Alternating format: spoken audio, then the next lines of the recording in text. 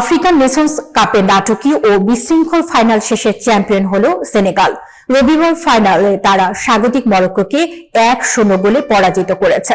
ম্যাচের একমাত্র গোল আসে অতিরিক্ত সময়ের চতুর্থ মিনিটে, যা দর্শক ও ফুটবল সমালোচকদের জন্য ছিল এক অভিজ্ঞতা মিশ্রিত নাটক। ম্যাচের শেষ দিকে পেনাল্টি বিতর্ক ছড়িয়ে দেয় উত্তেজনা।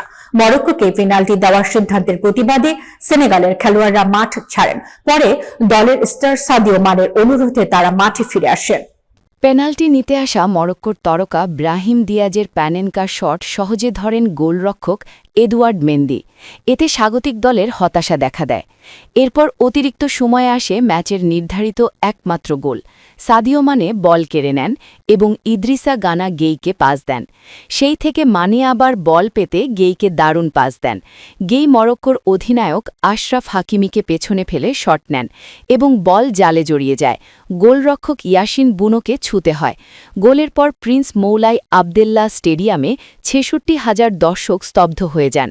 মরক্কো ম্যাচে সমতা ফেরানোর চেষ্টা করলেও নাইয়েফ আগুয়েরদের হেড ক্রসবারে লাগায় আর শেরিফ এনদিয়ায় একটি সুযোগ নষ্ট করেন। ম্যাচের প্রথম মিনিটে সেনেগালের একটি গোলও বাতিল হয়েছিল রেফারির সিদ্ধান্তে। তবুও শেষ পর্যন্ত সেনেগাল জয় ধরে রাখে। এ হল সেনেগালের দ্বিতীয় আফ্রিকা কাপ শিরোপা। ২০২২ সালে তারা প্রথমবার শিরোপা জিতেছিল মিশরকে হারিয়ে।